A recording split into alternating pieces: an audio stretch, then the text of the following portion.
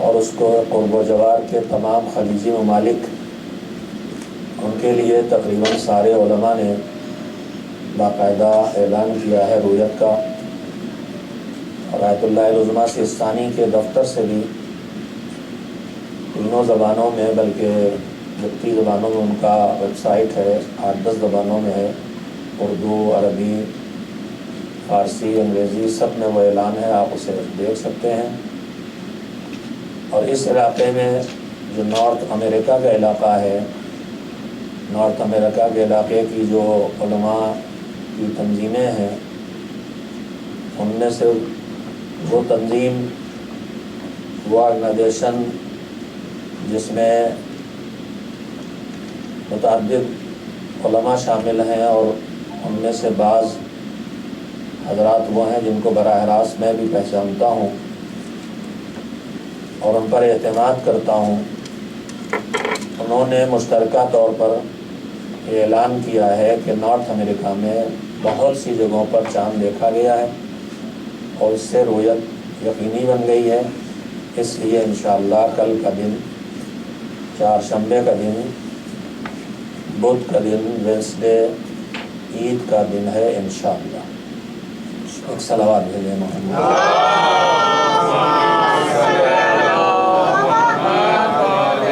آج ماہ مبارک رمضان کا آخری دن ہے اور روزے کا بھی آخری حصہ ہے۔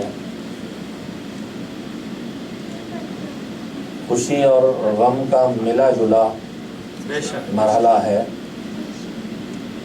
خوشی اس کی ہے کہ مہینہ عبادتوں کا اللہ کی توفیق سے تھوڑا بہت سعادتوں کے ساتھ گزرا، اور امید اس کی ہے کہ اللہ سارے مومنین مومنات کی ان کوششوں کو قبول فرما لے، چاہے وہ نمازیں پڑھی ہوں، چاہے روزہ رکھا ہو، چاہے تلاوت قرآن کی ہو، چاہے دعائیں کی ہوں، چاہے اعمال انجام دیے ہوں، چاہے خیرات کی ہو، چاہے افطار کرایا ہو، چاہے افطار پکایا ہو، چاہے افطار کھلایا ہو، چاہے سینٹرز کو آباد کیا ہو، سینٹرز میں ماحول پیدا کیا ہو، مذہبی تعاون کیا ہو، اللہ سب کے اعمال خیر کو قبول فرمائے۔ خوشی اس کی ہے کہ مالک نے توفیق دی، اور غم اس کا ہے، حزن اس کا ہے، ملال اس کا ہے کہ زندگی میں جو ایک بہترین موقع آیا تھا پروردگار کی بارگاہ میں حاضر ہونے کا، اس سے زیادہ سے زیادہ اس کی رحمتیں حاصل کرنے کا، اس کے فضل کو پانے کا، اس کی برکتوں تک پہنچنے کا، ان عبادتوں کے ذریعے اپنے اندر معنویت اور روحانیت پیدا کرنے کا موقع، اپنے گناہوں کو معاف کرانے کا موقع، جو خصوصی موقع حاصل ہوا تھا، اب وہ خصوصی موقع ختم ہو رہا ہے۔ معصومین کی دعائیں بھی اسی کیفیت کو بیان کرتی ہیں۔ ابھی انشاءاللہ چونکہ بعد رمضان کا آخری دن ہے، یعنی کل روزہ نہیں ہے، رمضان نہیں ہے، جو دعا افتتاح ہم پڑھتے ہیں وہ دعا اصل میں رات میں پڑھی جانے کی دعا ہے، لیکن رات چھوٹی ہونے کی وجہ سے وہ غروب سے پہلے پڑھ لی جاتی تھی۔ آج اذان سے پہلے دعا افتتاح نہیں ہوگی، بلکہ وداع ماہ مبارک رمضان کی جو دعائیں ہیں اس میں کچھ مختصر دعائیں مفاتیح الجنان میں محدث قمی رحمۃ اللہ علیہ نے منتقل کی ہیں، اور ایک دعا جس کے لیے انہوں نے تاکید کی ہے کہ وہ ضرور پڑھی جائے، وہ ہمارے چوتھے امام حضرت زین العابدین علیہ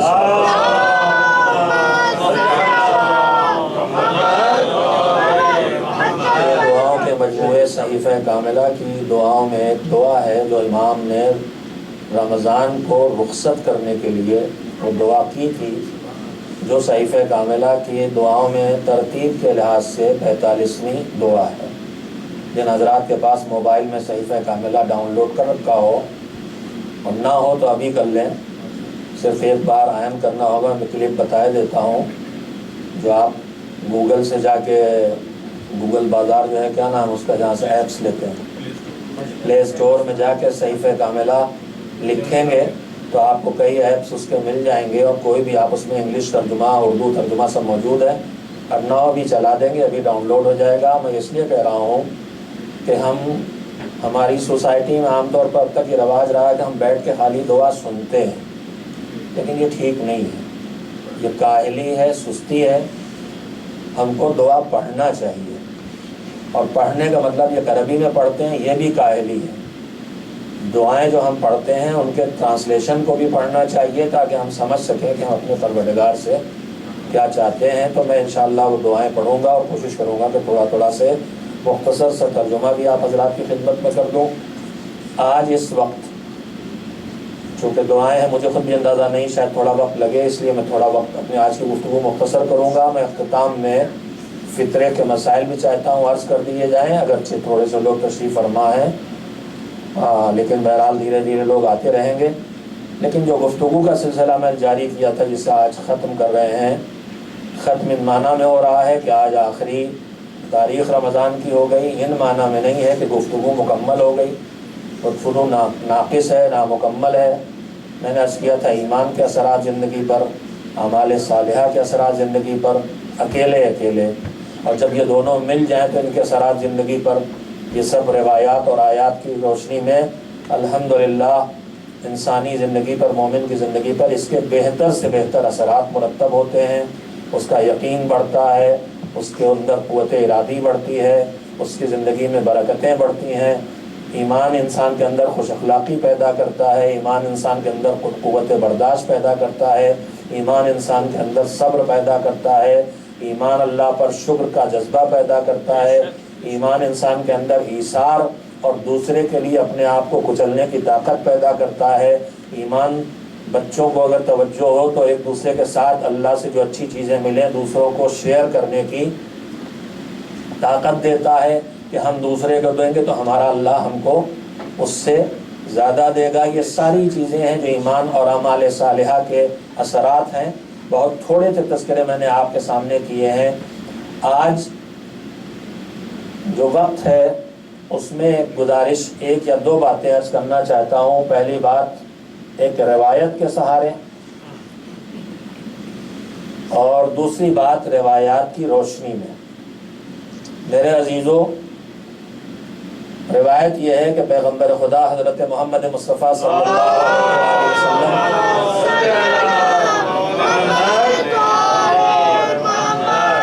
اپنے اصحاب کے درمیان تشریف فرما تھے کہ ایک مرتبہ آپ نے آسمان کی طرف نگاہ اٹھائی اور لبوں پہ تبسم آیا، ہلکی سی مسکراہٹ آئی۔ اخلاق اہل بیت میں آپ کو یہ بھی ملے گا کہ جیسے ہم لوگ منہ کھول کے بڑی زور سے کہا مارتے ہیں، اس طرح وہ نہیں ہنستے تھے، لبوں پر تبسم آتا تھا، یہ ہلکی سے ہنسی ہوتی تھی۔ چھوٹی چھوٹی زندگی کی چیزیں ہیں۔ میرے بچے میری باتیں سنیں، دور دور بٹھاؤں گا ورنہ سب سے بے تکلف ہو گیا اگر آپس میں باتیں ہوئیں، نہیں بیٹھا رہنے دیجیے، صلوات بھیجے سمجھتے ہیں ماشاء اللہ۔ نہ سننے میں ان کا بچپن شامل ہوتا ہے، سننے کے بعد سمجھنے میں ان کی ذہانت شامل ہوتی ہے، اور ماشاءاللہ سے ان کے ماں باپ کا ان پر احسان ہے جس کا بعد میں یہ شکر ادا کریں گے کہ ان کو اللہ انہوں نے محروم نہیں کیا مذہب کی زبان سے اور سکھائی ہے اردو۔ بہرحال تو میں یہ کہہ رہا تھا کہ پیغمبر تشریف فرما تھے، مسکرائے، زور سے ہنسے نہیں۔ یہاں جب بہت سے بچے جمع ہوتے ہیں تو بہت زور زور سے باتیں کرتے ہیں، یہ بھی خلاف تہذیب ہے۔ اسلام سکھاتا آہستہ آہستہ بولو، زور زور سے نہیں، معلوم ہوتا لڑ رہے ہیں۔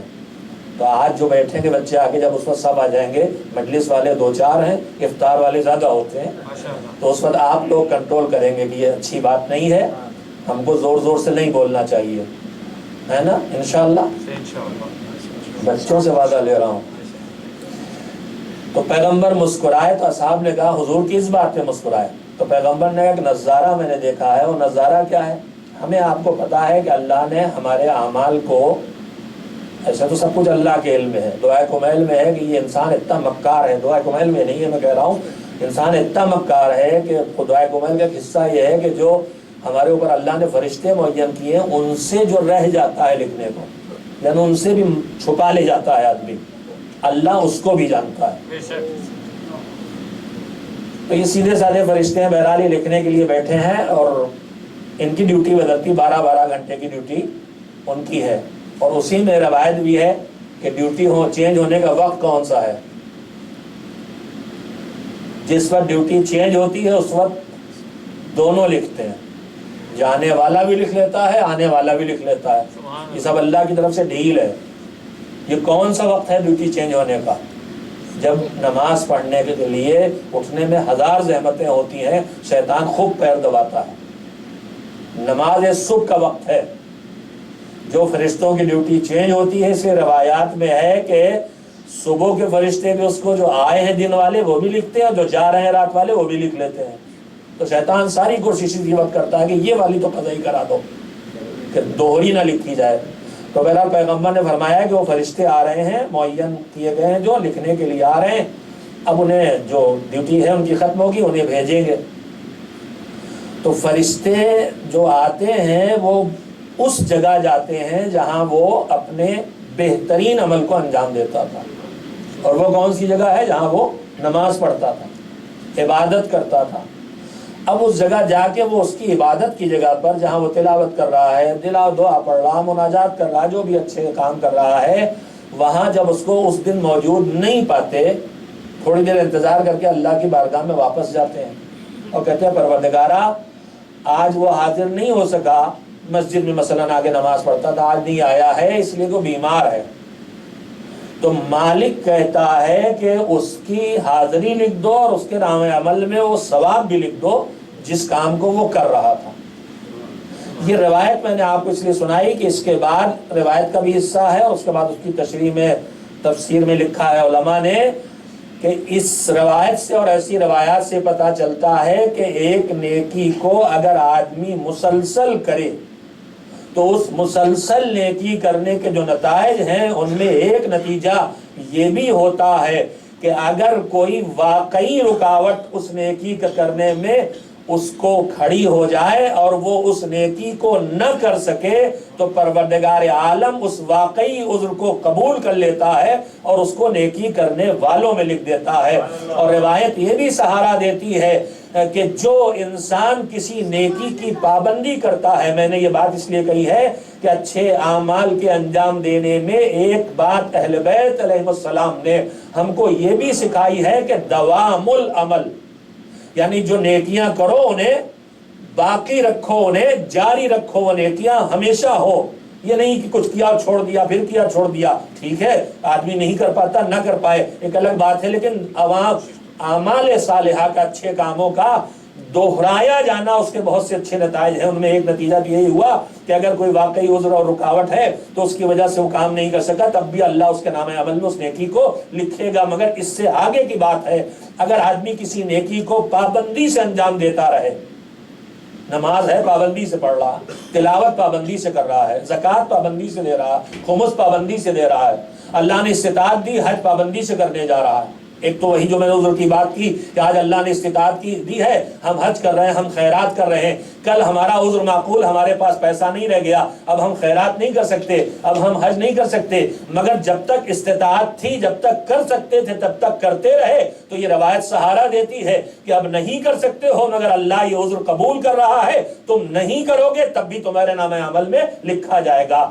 مگر یہ تو میں زندگی کی بات کر رہا ہوں. مسلسل کسی نیکی کو کرتے رہنے کے نتیجے کے نتائج میں سے ایک اچھا نتیجہ یہ ہے کہ جب انسان دنیا سے رخصت ہو جاتا ہے تب بھی اس کے اس عمل کو جسے وہ زندگی بھر جس نیکی کو کرتا رہا ہے، اللہ کہتا ہے یہ ختم ہو گیا، مگر اس کی نیکی کو باقی رکھو، جاری رکھو جیسے کہ یہ کر رہا ہے. اس لیے کہ اگر زندہ ہوتا تو کرتا رہتا، تو مانے ہم موت کو نہیں ہونے دیں گے.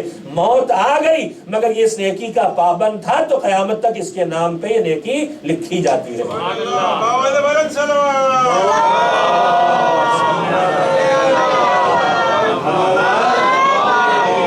اور بالکل اس کے برعکس، میں آج رمضان کا آخری دن عید آنے والی ہے، بہت تلخیاں نہیں کروں گا انشاءاللہ، مگر بہرحال مومن کو چونکانا اور جگانا ضروری ہوتا ہے. یہ پہلو نیکیوں کا ہے، اس کا بالکل برعکس خدا نہ خواستہ وہاں یہ ہے کہ آدمی برائی کرے نہیں، اور کبھی کر بیٹھا تو کر بیٹھا، دوہرائے نہیں.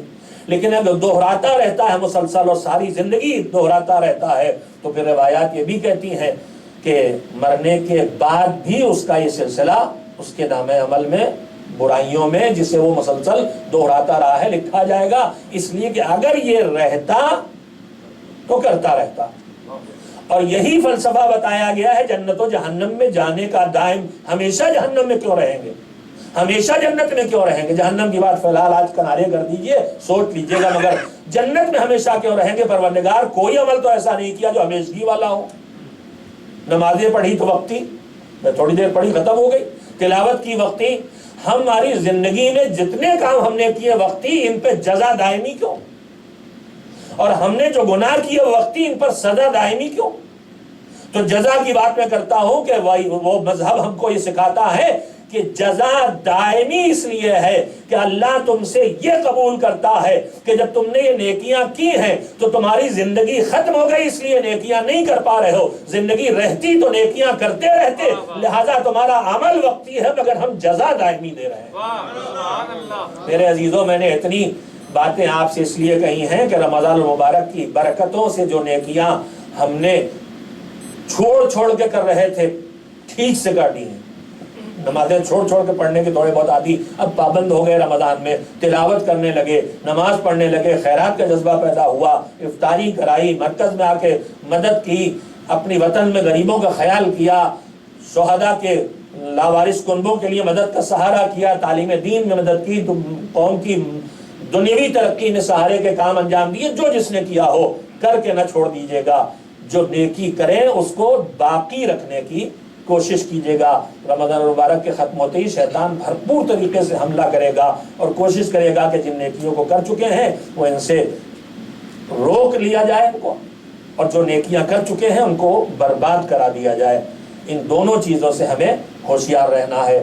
اور بس آخر میں مومنین کرام کے دلوں میں مسرت کے لیے، احساس مسرت کے لیے میں معصومین علیہ السلام کی سیرت کا ایک چھوٹا سا تذکرہ کہ انسان محسوس کرے کہ اللہ کی اطاعت کے ذریعے اسے کیا کیا شرف ملتے ہیں۔ بس آخری بات، اطاعت پروردگار کے ذریعے انسان کو کیا کیا شرف ملتے ہیں پروردگار سے، کچھ کا تو ہمیں پتہ بھی نہیں چلتا ہے۔ روایت ہے کہ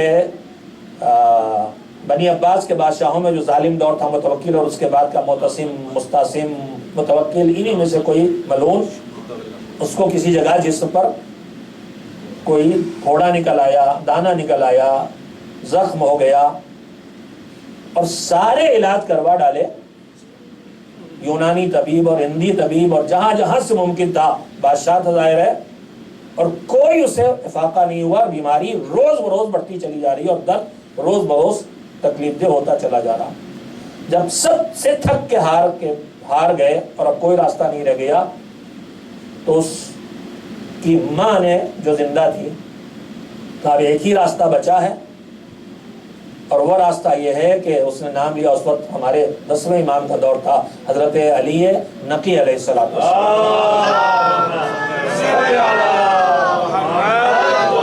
بس فرزند رسول ہیں، ان کو بلاؤ، ان کے علاوہ کوئی اور راستہ نہیں۔ امام کو بلوایا گیا، امام تشریف لائے، اس نے اپنی تکلیف بیان کی، تڑپ رہا تھا۔ ان کا برتاؤ ظاہر دشمنوں کے ساتھ بھی، ابھی مجالس میں آپ نے سنا ہے مولا کائنات کا سلوک کیا تھا ابن ملجم کے ساتھ۔ اس نے اپنی فریاد کی، تکلیف بیان کی۔ روایت کہتی ہے کہ امام اس کے پاس کھڑے ہوئے اور امام کے لب ہلے۔ لبوں کے ہلنے کا مطلب یہ ہے کہ کچھ انسان پڑھ رہا ہے، اور ادھر امام کے لب ہلے اور ادھر اس کی تکلیف ختم ہو گئی، درد ختم ہو گیا۔ وہ سمجھا امام نے کوئی آیت پڑھی ہے، کوئی الاسماء الہی میں سے کچھ نام لیے ہیں، کچھ تو کیا ہے۔ اس نے کہا کہ آپ نے کیا پڑھا ہے مجھے بتا دیجیے۔ تو امام نے کہا میں نے کوئی آیت نہیں پڑھی، میں نے اسماء الہی میں سے بھی کوئی نام نہیں لیا۔ امام نے فرمایا، اب آپ توجہ دیں گے، یہ جو خلیفہ ہے یہ کون ہے؟ اللہ کی معصیت کرنے والا، نافرمان، گنہگار، فاسق، فاجر۔ تو اس کی زندگی کا خلاصہ یہ ہے کہ اللہ کی نافرمانیوں میں اس کی زندگی گزر رہی ہے، معصیت میں گزر رہی۔ اور یہ امام جن کے لبھائے مبارک پہ کچھ کلمات آئے ہیں، یہ کون ہے؟ عصمت کا پیکر، عبادت الہی، اطاعت پروردگار کے علاوہ ان کی زندگی میں اور کچھ دکھائی نہیں دیتا۔ ساری زندگی اطاعت و عبادت سے پر ہے، تو ایک طرف وہ کردار ہے جو اطاعت ہی اطاعت پروردگار ہے، اور ایک طرف وہ بدترین کردار ہے جو معصیت پروردگار میں سب سے آگے ہے۔ امام نے کہا میں نے کوئی آیت نہیں پڑھی، کوئی اللہ کا نام نہیں لیا، میں نے کوئی دعا بھی نہیں کی تیرے لیے۔ امام نے پھر کہا آپ نے آخر کہا کیا کہ مجھے نجات مل گئی؟ دیکھیں اطاعت پروردگار کے شرف دیکھیں۔ امام نے فرمایا کہ میں نے اپنے مالک سے یہ کہا کہ پروردگارا تو نے اپنی نافرمانی اور معصیت کی سزا تو اسے دے دی، بلکہ امام کے الفاظ تقریباً اس طرح سے ہیں کہ اپنی نافرمانی اور معصیت کا مزہ تو اسے چکھا دیا، سزا تو آخرت میں ملے گی۔ یہاں اللہ کی نافرمانی کا تھوڑا سے مزہ چکھنے کو مل گیا، تو نے پروردگار اسے اپنی معصیت کا، نافرمانی کا تھوڑا سے مزہ چکھا دیا ہے، اب پروردگار اسے اپنی اطاعت کا نمونہ بھی دکھا دے۔ کیوں اطاعت کرنے والا ہے شاید متوجہ نہیں ہو سکے، یہ ہے اللہ کی نافرمانی کرنے والا کا، اسے اس کی سزا مل گئی۔ اب یہ تیرا بندہ جو کھڑا ہے یہ تیرا اطاعت گزار بندہ ہے، تو پروردگارا اپنی اطاعت کا شرف بھی اسے محسوس کرا دے کہ تیری اطاعت کا شرف کیا ہے۔ صلوات بھیجیں محمد۔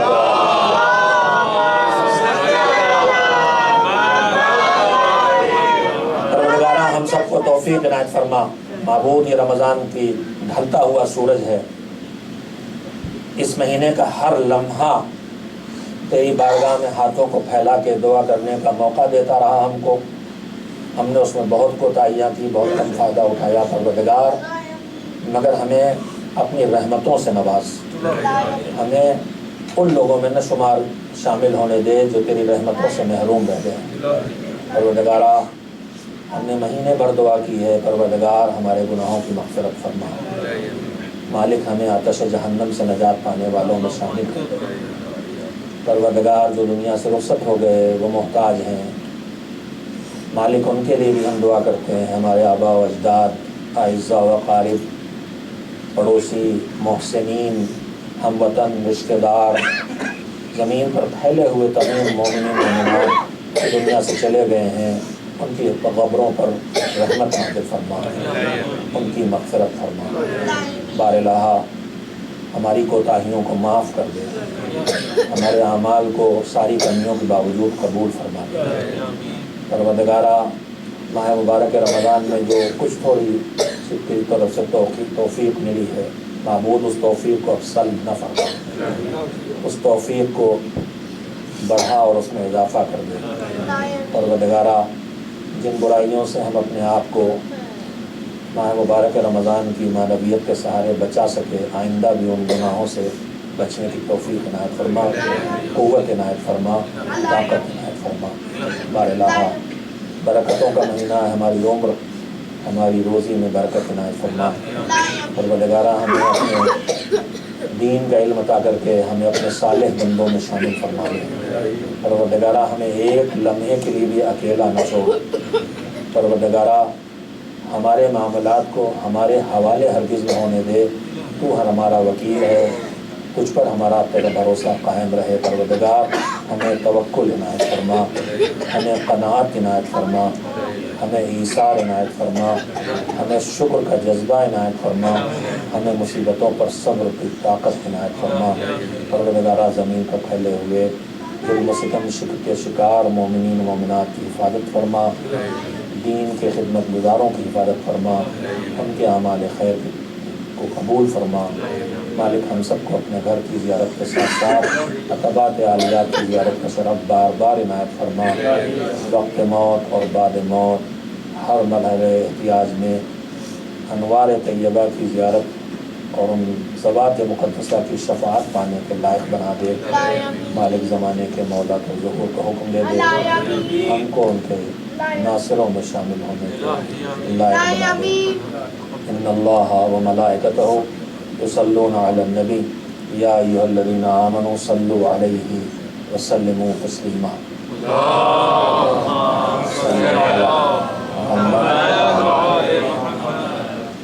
فطرے کے مسائل ایسے تو تمام حضرات ظاہر ہے کوئی پہلا سال نہیں، الحمدللہ برسوں سے ذمہ داری کو ادا کر رہے ہیں۔ آپ کو پتہ ہے کہ فطرہ واجب ہونے کی شرط یہ ہے کہ انسان خود اپنی روزی حاصل کرتا ہو اور اپنی ضرورت بھر روزی حاصل کر پاتا ہو۔ کن کا فطرہ واجب ہوگا؟ جن کا خرچ وہ اٹھا رہا ہے، چاہے اس کے گھر میں رہتے ہوں یا نہ رہتے ہوں۔ مثلا گھر میں جو خادم ہے، ان کو کھانا دیتا ہے، ان کا فطرہ بھی ہمارے ذمہ ہے۔ البتہ وہ ملازمین جو ہمارے کاروبار میں شامل ہیں، جن کو ہم تنخواہ دے رہے ہیں، وہ ہماری کفالت میں نہیں ہے، ان کا فطرہ نہیں ہے، لیکن گھر کے خادمین کا فطرہ بھی ہماری جو ہمارے پاس کھانا کھاتے ہیں شامل ہے۔ مہمانوں کے بارے میں کنفیوژن ہے۔ وہ کنفیوژن یہ ہے کہ مہمان اگر شب عید ہمارے گھر میں ہم نے اسے افطار میں بلایا ہے تو افطار کرے، کھانا کھائے، تو کیا اس کا فطرہ واجب ہو جائے گا؟ نہیں، اتنے سے فطرہ واجب نہیں ہوگا۔ جب کوئی مہمان ہمارے گھر آئے، ٹھہرے، اس کا انتظام ہمارے ذمے آ جائے اور یہ کہنے والے کہیں کہ ابھی اس کے ذمے ہے۔ جیسے عید میں ہم لوگ اپنے وطن جاتے ہیں تو اپنے بھائی بہنوں کے ہاں، اپنے دوسرے عزیزوں کے ہاں جا کے ٹھہر جاتے ہیں، تو اب ان کے اوپر ہمارا فطرہ آ جاتا ہے۔ ہم اگر ادا بھی کر دیں تو تب بھی ان کا فرض ثابت نہیں ہوگا۔ فطرے میں آپ کو پتہ ہے 6.6 پاؤنڈ، جو تقریباً 3 کلو ہوتا ہے، 3 کلو ادا کرنے پہ یقیناً ادا ہو جاتا ہے۔ 3 کلو جو چیزیں ہمارے کھانے میں زیادہ داخل ہیں، آٹا یا چاول، یہاں چاول زیادہ کھاتے ہیں، تو اس کی قیمت آپ کو دینا ہے۔ جس جگہ آپ فطرہ نکال رہے ہیں وہاں کی قیمت دینا ہے۔ یہ آغا سستانی کا خصوصی فتویٰ ہے کہ اگر ہم یہاں کینیڈا میں بیٹھ کے فطرہ نکال لیں اور پاکستان بھجوا رہے ہیں تو پاکستان کے ریٹ سے ہم فطرہ نہیں دیں گے، بلکہ ہم کینیڈا کی چاول کا جو ریٹ ہوگا اس سے فطرہ دیں گے۔ جو آپ ہم سے بہتر جانتے ہیں کہ اعلان کر دیا جاتا ہے سہولت کے لیے کہ کتنا اس سال کا فطرہ ہے، جس میں یقیناً آدمی مطمئن ہو جائے کہ اتنا فطرہ کے طور پر ہم نے نکالا تو واجب ہمارا ادا ہو جائے گا۔ اور زکوٰۃ فطرہ کی اہمیت یہ ہے کہ روایات کا مطلب یہ کہتی ہیں کہ اگر یہ فطرہ یہ زکوٰۃ نہ دی جائے تو پھر جو اعمال ہیں ماہ رمضان کے وہ معلق رہتے ہیں، وہ قبول نہیں ہوتے ہیں۔ نکالنے کا وقت غروب آفتاب سے لے کے نماز عید سے پہلے تک ہے۔ اگر مستحب آغا سستانی کا خصوصی فتویٰ ہے کہ بستی میں جہاں آپ ہیں، ایڈمنٹن، البرٹا نہیں، کینیڈا نہیں، ایڈمنٹن گاؤں ہو، قصبہ ہو، شہر ہو، جہاں آپ ہیں، اگر وہاں کوئی حقدار ہے، اور حقدار کی پہلی شرط یہ ہے کہ وہ صاحب ایمان ہو، یعنی شیعہ اثنا عشری ہو، اور اس کے ساتھ ساتھ وہ غریب ہو، یعنی اس کے پاس اتنی آمدنی نہ ہو کہ اپنے خرچے کو خود پورے کر سکے۔ اور تیسری شرط یہ ہے کہ آپ سے جو فطرے کی رقم ملی ہے وہ معصیت پروردگار میں خرچ نہ کرے، شراب نہ پیتا ہو، جوا نہ کھیلتا ہو، اس کو بھی نہیں دے سکتے ہیں، اس کو دینا ہے۔ اگر مستحق یہاں نہیں ہے تو پھر آپ نکال کے رکھ دیں گے اور مستحق تک پہنچانے کا انتظام کریں گے۔ وہ جس پر آپ بھروسہ کریں، سینٹر پر اعتماد ہے تو سینٹر کے حوالے کر دیں، وہ پہنچا دے، یا آپ کو کسی مومن پہ اعتماد ہے، آپ پاکستان میں انڈیا فون کر کے کہہ دیں، آپ کی طرف سے ادا کر دیں، اس کی مختلف صورتیں آپ نکال سکتے ہیں۔ لیکن فطرے کو عید سے پہلے آپ کی جیب سے نکل کے الگ ہو جانا چاہیے۔ اور اس میں اتنی احتیاط ہے کہ جو نوٹ ہم نے فطرے کے طور پر نکالے ہیں ان نوٹ کو ہمیں بدلنا بھی نہیں ہے۔ اور اگر میرے ذمے 180 بنتے ہیں تو میں 200 نہیں لکھ دوں گا نکال کے، پھر 20 واپس نہیں لے سکتا ہوں، مجھے 180 نکال کے رکھنا ہوگا۔ یہ نہیں کہ یہ فقراء کا فطرہ اتنا اور اتنا اس میں میرا، موٹے موٹے میں نے نوٹ نکال کے رکھ دی، یہ کافی نہیں ہے۔ وہ رقم منوہن الگ کی جانا چاہیے اور اس کو چینج کرنے کا حق ہمیں نہیں ہے۔ مثلا ہم نے 100 کا نوٹ نکالا، 50 کے نوٹ نکالے، پھر بعد میں 100 سے بدلیں، یہ نہیں کرنا ہم کو۔ جو نوٹ ہم نے نکالے ہیں وہی ہم کو حقدار تک پہنچانا ہے۔ اب یہاں اگر آپ کی کرنسی چینج ہوتی ہے جو آپ کو کرنا پڑے گی تو اس چینج کرنے کی اجازت ہے کہ اس رقم کو آپ وہاں چینج کر کے مستحق تک پہنچا دیں۔ یہ تو عمومی سے مسائل تھے جو آپ حضرات کے علم میں ہیں، لیکن صرف یاد دہانی کے لیے انہیں دہرایا گیا۔ ایک سوال کسی نے پوچھا استفتاء، میں نے سوچا آپ کے علم میں لے آئیں کہ ایک اولاد دے رکھی اللہ نے، باقی چہل پہل گھر میں ہے، اور ایک ماں کے پیٹ میں پل رہا ہے بچہ، تو کیا اس کا بھی فطرہ میرے ذمے ہے؟ نہیں، اس کا فطرہ میرے ذمے نہیں ہے۔ وہ بچے جو دنیا میں پیدا ہو چکے ہیں ان کا فطرہ میرے اوپر ہے، لیکن جو بطن مادر میں ہے ابھی ایام حمل ہیں، اس حمل کا فطرہ میرے ذمے نہیں ہے۔ فطرہ جن کا خرچہ میرے ذمے ہے ان کا مجھے دینا ہے، چاہے وہ خود کافر ہی کیوں نہ ہو۔ ان پر واجب نہیں، میرے اوپر واجب ہے۔ وہ کام کرنے والا میرا خادم جس کا خرچہ میں اٹھاتا ہوں، جس کا کھانا پانی میں دیتا ہوں، اگر وہ کافر بھی ہے تب بھی مجھے اس کا فطرہ نکالنا ہوگا۔ میرے خیال میں مسائل مجھے زیادہ اس کرنے کی ضرورت نہیں۔ اگر کسی کے دماغ میں کوئی سوال ہو یا کوئی بہام ہو تو کر سکتے ہیں، ورنہ پھر اس کے بعد ہم انشاءاللہ دعا پڑھیں گے۔ تجربہ یہی ہے کہ سوالات ہمیشہ ذہنوں میں تب آتے ہیں جب جواب دینے والا نہ ہو۔ چلیے ایک صلوات بھیجیں محمد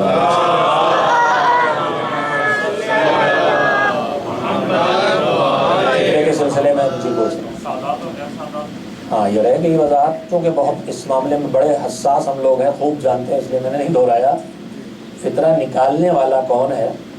اگر فطرہ نکالنے والا سید ہے تو اس کا فطرہ کسی کو بھی دیا جا سکتا ہے، سید کو بھی اور غیر سید کو بھی۔ لیکن اگر فطرہ نکالنے والا خود غیر سید ہے تو اس کا فطرہ سید کو نہیں پہنچایا جا سکتا ہے۔ اپنے مذہبی اور سماجی خدمت کے تجربے کے طور پر میں گزارش کرتا ہوں کہ اللہ نے سادات کرام کے لیے سہم سادات رکھا ہے، اور وہ ماشاءاللہ ان کی ضرورتوں کے لیے بہت ہوتا ہے۔ غیر سادات کو اتنی رقوم نہیں پہنچ پاتی مذہبی، اس لیے کہ زکوٰۃ کی پیداوار ہمارے پاس بہت کم ہو گئی، ہم پیداوار سے ہٹ گئے ہیں بالکل، اس لیے ہمارے پاس زکوٰۃ نہیں نکلتی ہے۔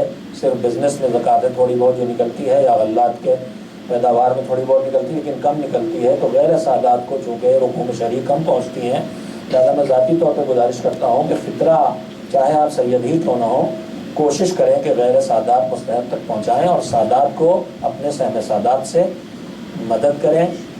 یہاں پر ایک چیز اور میں عرض کرنا بھول گیا ہوں کہ احتیاط واجب یہ ہے کہ جب تک آپ جس بستی میں وہاں کوئی مستحق ہے تو پہلے اسے دینا، چاہے وہ آپ کا کوئی نہ ہو۔ لیکن اگر کوئی نہیں ہے تو پھر آپ پر ترجیح یہ ہے کہ آپ اپنے نزدیک ترین رشتہ داروں میں دیکھیں، اور نزدیک ترین رشتہ داروں کو دوسروں پر اور پڑوسیوں کو دوسرے پر ترجیح دیں۔ یہ شریعت کے دو پیمانے ہیں جن کو بھی ہمیں پیش نظر رکھنا چاہیے۔ ایک صلوات بھیجیں محمد۔